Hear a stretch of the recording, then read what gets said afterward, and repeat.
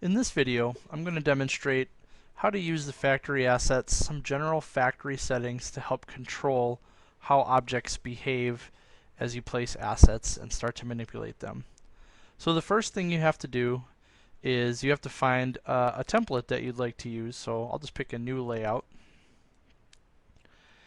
And inside the factory layout, you'll see that you get red and green axes that correspond to the X and Y axes.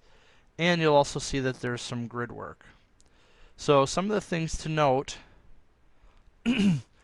is if we look up at the ribbon, we now have different things that we can manipulate. And we can look at different aspects of the layout. We can look at the different factory components, relationships. But if we expand the options, this is where we have most of the controls for how the factory floor behaves, things like that. So if I click on the factory grid floor settings, for example, this is where I can control if that floor plane is visible, and I can also change the size of it if I need to for any given project. If you decide to create a solid floor at some point, this is how thick that floor will be. So again, you'd want to contact any type of structural or foundation consultant to see what that actually should be if you're thinking of constructing a building.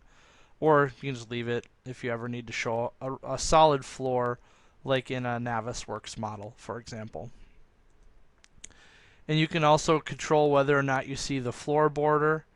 If you want to have a particular floor color you can, otherwise it's transparent. And then you can change the grid spacing. So by default, it's going to be 36 inches per grid, and then it shows a grid line every two, a major grid line every two minors. So again, that's where if you kind of see, it's a little tough to see, but if we look in, there are some lighter gray lines and some darker gray lines. The darker gray lines are the majors. So again, you have the opportunity to turn those on or off, and you can also change the color. So if you want that to be a little bit easier to see, you could make it blue, for example, and now you can see, oh, those are the major grid lines are blue. So you do have quite a bit of flexibility. Oh, that didn't work. And so you can kind of experiment with those different settings. I'll leave them as blue for now since I make it a little bit easier to tell. And of course you can always click restore defaults and then get back to the out of the box settings. So those are some important things setting up the floor. Some other important settings when working with the factory are the snap types. So this determines how the assets work together and are able to snap to different things. So for example, if you want to be able to snap an object to the floor, you'd want to turn on that floor. If you wanted to actually snap to the intersections on the grid, you would click on that snap to grid. So you've got lots of different things. You can actually create sketches and snap to the sketch. You can use DWG overlays. So if you've got an existing layout and you want to utilize that layout to place the new assets, you can do that as well.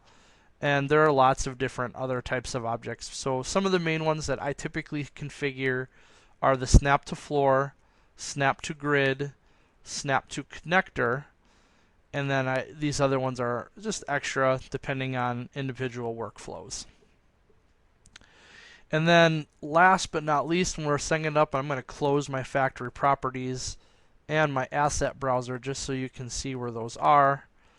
If you come over to the factory tab all the way at the left, you should see the tools panel, the palettes drop down, and you can see there is an asset browser, the factory properties, and a factory asset preview. So if I click on the asset browser, this is that library of components that you can drag and drop into Inventor. So for example, if I come over here and I find a conveyor belt, I can drag that conveyor belt from here onto my layout and then place it. And there's that grid snap, orientation, and if you look at the front, you see it snapped to that floor plane. And then the other property or the other area that you might want to consider launching here is within the palettes again are the factory properties. And if you click on the properties and then an object, you can actually make modifications. This is where we could change that to say a 48-inch conveyor. After a moment or two, it actually converts to that wider format. So that's another just another setting that you can be aware of, the factory properties in the asset browser. I will typically leave those up and available as I'm building assets. So then the last thing I'm going to touch on before I end this first general session is in the expanded options. You do have factory options, and if I look at the factory options, this is some of the information that I can utilize as far as setting paths, configuring snap behavior again. So this is a sort of a shortcut, or a long cut I should say, to the snap types. And you can set the tolerancing, for example, how close to the grid point do I have to be, how close to the connector do I have to be. And then if we look at the assets themselves, this is one that I like to turn off. By default, yours will come with this checked. And so I don't really care for that option, so I like to uncheck it. But just to show you what that looks like with it on, as I place an additional conveyor, it actually brings up this reposition tool. So to me, that's just not really what I want to have happen. And so I like to disable that, so when I place it, I just really quickly set the angle with a left click and I'm done. And then just so you're aware, if you're not familiar with connectors, they're pretty remarkable. If I kind of hover my object close, you see those two green globes connected with a yellow tracer line, and then as I get even closer, it actually snap build model together. And then the connectors can also pass values back and forth between any asset that's connected to it. So that was just a quick overview of the layout and some of the settings. If you have any questions, just let me know.